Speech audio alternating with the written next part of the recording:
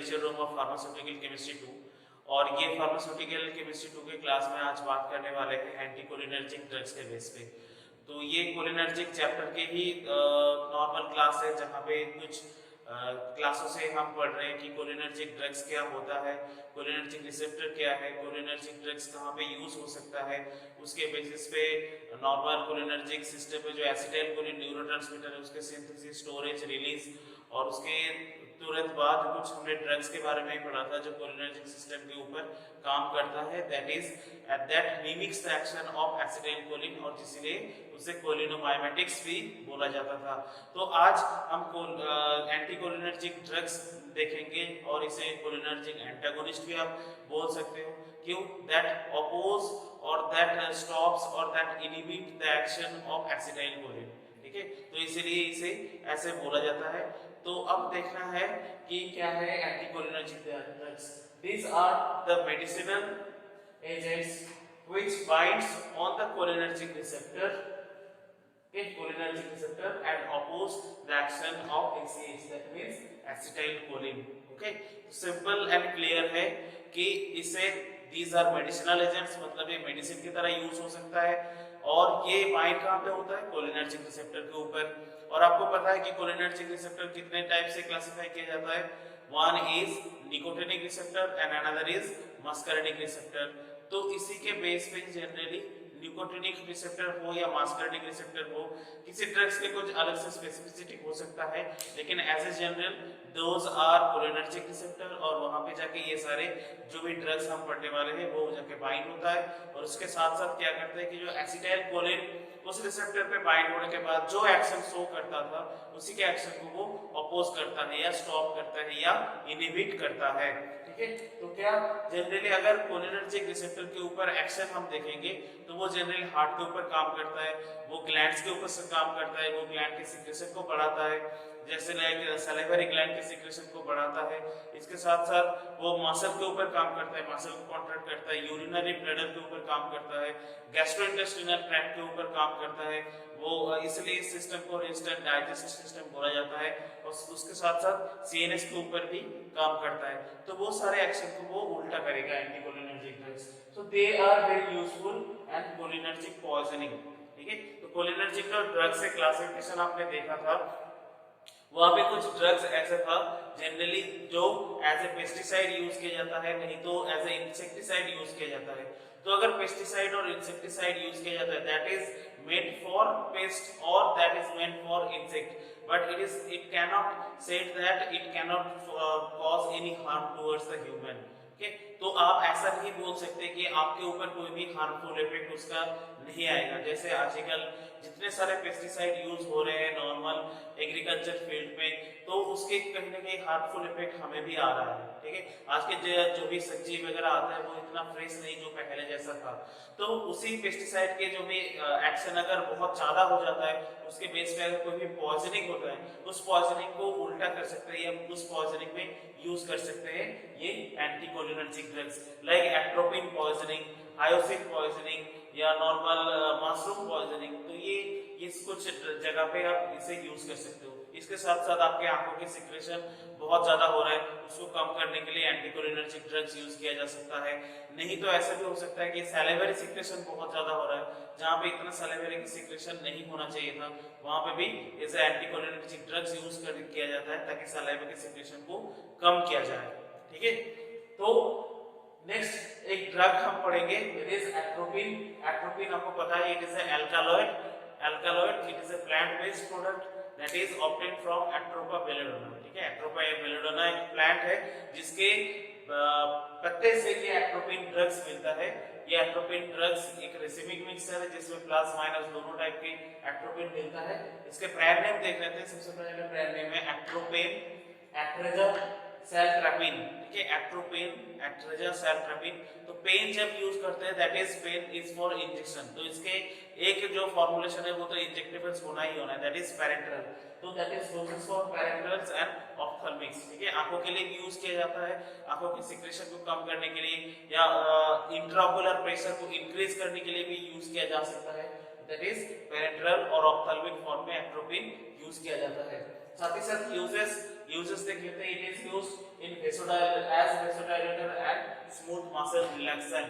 vasodilator मतलब ये blood vessel पे जो भी एक्शन मस्कुलर रिसेप्टर का था, इट इज कॉन्ट्रैक्शन, और ये क्या करता है कि वो रिलैक्स कर देता है ब्लड प्रेशर को। तो जैसे ही रिलैक्स कर देगा दैट मींस वो वेसल के जो भी पैरामीटर है, सॉरी डायमीटर है, वो जनरली इंक्रीज होता है and that cause the vasodilation. तो ये ब्लड प्रेशर में यूजफुल हो सकता है।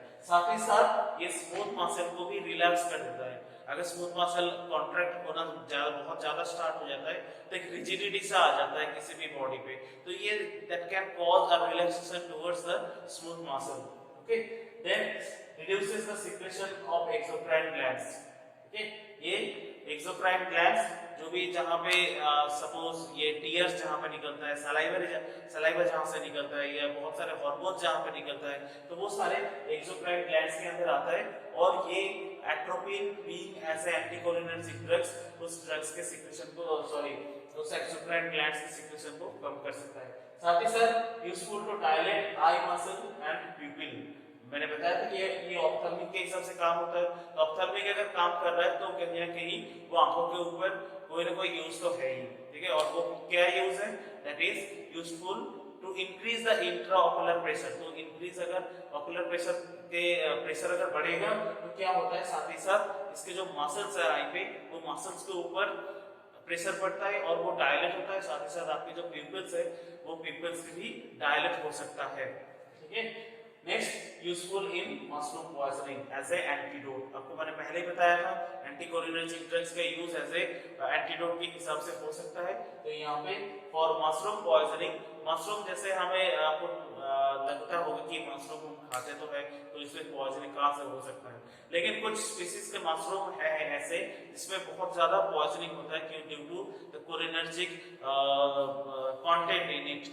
कोलिनर्जिक कंटेंट जो होता है तो क्या करता है कि वो हमारे डायरेक्ट मसल्स के ऊपर अटैक करता है, ठीक है। हमारे मसल्स को रिजिड कर देता है, हमारे मसल्स वॉलंटरी नहीं होता है, हम जनरली क्या कर सकते हैं कि कोई भी काम नहीं कर सकते हैं। उस कंडीशन पे वो बहुत ज्यादा लेथर्जी कंडीशन आ जाता है। तो उस कंडीशन पे मशरूम पॉइजनिंग के टाइम पे ये एट्रोपिन को यूज किया जा सकता है। प्रॉपर्टीज देख लेते हैं। Is a white crystalline powder having a mass of 289 gram per mole and melting point is a not very high, that is 106 degree centigrade. Solubility, it is soluble in water। आपको पता है कि alkaloid drugs water soluble होता है, that is also soluble in water, ठीक है। Stability affected by heat and light, मतलब आपको इसे बहुत ज्यादा गर्म कंडीशन में या नॉर्मल एटमॉस्फेरिक कंडीशन जहां पे सनलाइट बहुत ज्यादा आ रहा है उस कंडीशन पे नहीं रखना है, तब क्या होगा, इसके स्टेबिलिटी हैम्पर्ड हो सकता है, ठीक है। तो इसलिए इसे हीट और लाइट से दूर रखना है। तो ऐसे अगर कंडीशन है तो आपको simple store in a well closed container, probably an amber colour bottle, जहां पे लाइट सेंसिटिव मटेरियल रखा जाता है, उस कंडीशन या उस कंटेनर में आप इस एट्रोपिन को रख सकते हो। नेक्स्ट और एक ड्रग आज हम पढ़ेंगे, दैट इज हायोसिन, ठीक है। हायोसाइमस नाइजर बोल के एक प्लांट है जो जिससे हायोसिन मिलता है, और हायोसिन इज आल्सो एन अल्कालॉइड, ठीक है। तो ये भी अल्कालॉइड ड्रग से लाइक एट्रोपिन। तो इसका एक प्रॉपर्टी तो आपको ये आ जाना चाहिए था कि दैट इज वाटर सॉल्युबल, ठीक है। ये आपको तुरंत दिमाग में आ जाना चाहिए, ठीक है। Water soluble content, that is hyoscine. अब हायोसिन की कुछ ब्रांड नेम देख लेते हैं, दैट इज एंटीपेन, एम्कोपेन एंड ब्रोमिड, ठीक है। एंटीपेन, एम्कोपेन, पेन लाइक पेन है यहाँ पे, तो मतलब इसका एक फॉर्मुलेशन क्या हो जाएगा, एक फॉर्मुलेशन हो जाएगा इंजेक्टेबल्स और पैरेंटरल, ठीक है। तो देखिए डोसेज फॉर्म में नेक्स्ट डोसेज फॉर्म में पैरेंटरल्स आ गया, साथ ही साथ ऑप्थेल्मिक क्योंकि आंखों के लिए यूज किया जा सकता है, इट इज ऑप्थेल्मिक। और साथ ही साथ इसे एज ए ट्रांसडर्मल पैच जो जनरली स्किन के ऊपर लगाया जाता है, और वो धीरे धीरे अपना ड्रग्स कंटेंट को रिलीज करता है, उस कंडीशन में ट्रांसडर्मल पैच के हिसाब से भी आप इसे यूज कर सकते हो, ठीक है। यूज कुछ देख लेते हैं। It is used to state severe abdominal pain, ठीक है। एब्डोमेन के अंदर जो भी मसल्स वगैरह है या इंटेस्टाइन्स के अंदर वहां पे बहुत ज्यादा सीवियर पेन हो रहा है, तो ऐसे पेन रिलीवर आप इसे यूज कर सकते हो, क्योंकि वहाँ पे जो मस्कुलर जंक्शन है उसके अंदर जो भी पेट के अंदर जो भी मसल्स वगैरह है उस मसल्स में वो एनएम रिसेप्टर जाके वहाँ पे बहुत ज्यादा कॉन्ट्रैक्शन कराता है और वो यहाँ पे क्या करता है कि एंटीकोलिनर्जिक ड्रग्स उसको अपोज करता है या उसको जो भी एक्शन हो रहा है पेन हो रहा है उसको बंद कर देता है, ठीक है। तो इसलिए सीवियर एब्डोमिनल पेन पे यूज किया जाता है। साथ ही साथ in the treatment of irritable bowel syndrome, जहाँ पे नॉर्मल बाउल सिंड्रोम में प्रॉब्लम होता है, बाउल क्लियर नहीं होता है, बहुत इरिटेशन टाइप सिचुएशन होता है, तो उस कंडीशन पे भी आप यूज कर सकते हो। तो ये क्या करता है कि नॉर्मल आपके जो भी पेरिस्टाल्टिक मूवमेंट है या साथ ही साथ आपके जो भी जीआई ट्रैक्ट के मूवमेंट है उसको इंक्रीज करता है, साथ ही साथ आपके बाउल क्लियर करवाने में मदद करता है। In the treatment of motion sickness, मतलब बहुत जैसे पहाड़ में जाओगे तो मोशन सिकनेस होता है, बस में बहुत लोग ट्रैवल करता है, ट्रैवल करते के तुरंत टाइम मोशन सिकनेस उसे आता है, या बहुत ज्यादा घूमते हैं उस टाइम पे मोशन सिकनेस आ सकता है, जहाँ पे हेडेक हो सकता है, सर भारी भारी सा लग सकता है, वॉमिटिंग टेंडेंसी आता है। तो ये सब मोशन सिकनेस के अंदर कुछ जनरली सिचुएशंस है, उस सिचुएशन को कंट्रोल करने के लिए या मैनेज करने के लिए आप हाइसिन के दवाई ले सकते हो, ठीक है। साथ ही साथ it is used to stop excessive salivary secretion. कुछ बच्चों में होता है, आपने देखा है कि नॉर्मल कुछ ना करते हुए भी उसके सलाइवा सिक्रेट हो रहा है, ठीक है। तो सलाइवा सिक्रेट हो रहा है जाता है, साथ ही साथ उसके तुरंत जो भी कपड़े वगैरह पहने हैं वो गीले हो जाते हैं, कि वो कुछ ना कुछ मुंह में देता रहता है। तो सलाइवरी सिक्रेशन अगर बहुत ज्यादा होता है, बच्चे थोड़ा बहुत करते ही है, लेकिन अगर एक्सेसिव कंडीशन में हो जाता है तब उसे ड्रग देके ट्रीट करना जरूरी हो जाता है।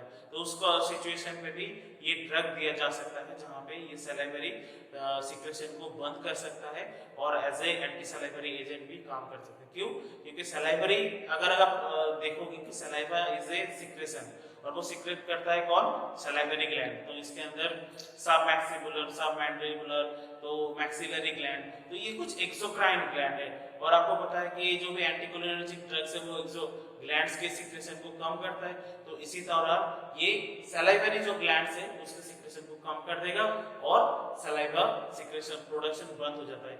लेकिन एक चीज याद रखना है कि इसके कॉमन साइड इफेक्ट है, that is dryness of mouth, ठीक है।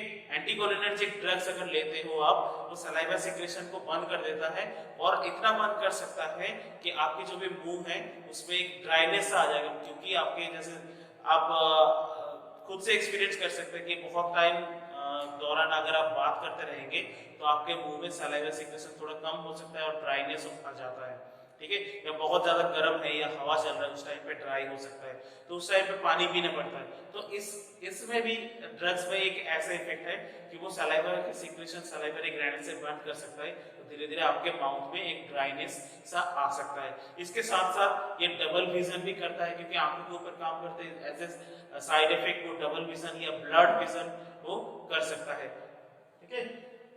Use to stop excessive salivary secretion, तो ये यूज हमने पढ़ लिया। नेक्स्ट प्रॉपर्टीज में आप देखें ये colourless crystals with no order, कोई भी इसके स्मेल वगैरह नहीं है। साथ ही साथ मास 303 gram per mole, melting point 127 degree centigrade, solubility soluble in water and alcohol. आपको पहले बताया था अल्कालॉइड है तो ये जनरली पोलर सॉल्वेंट में सॉल्युबल होता है। साथ ही साथ स्टेबिलिटी, इसके भी सेम स्टेबिलिटी प्रॉब्लम है, लाइट और एयर से ये डिग्रेड हो सकता है, that is sensitive towards this light and photo sensitivity. तो इसको हम नॉर्मल क्लोज्ड कंटेनर में स्टोर करके रखेंगे, that should be protected from light. So thank you friends, आज के क्लास में हमने पढ़ा एंटीकोलिनर्जिक ड्रग्स के बारे में, इसके बारे में नॉर्मल इंट्रोडक्शन और दो ड्रग एट्रोपिन और हाइसिन के बारे में। Hope you enjoyed the lecture and anything comes to your mind kindly be in your comment section. I will definitely try to rectify those problems. Thank you and have a nice day.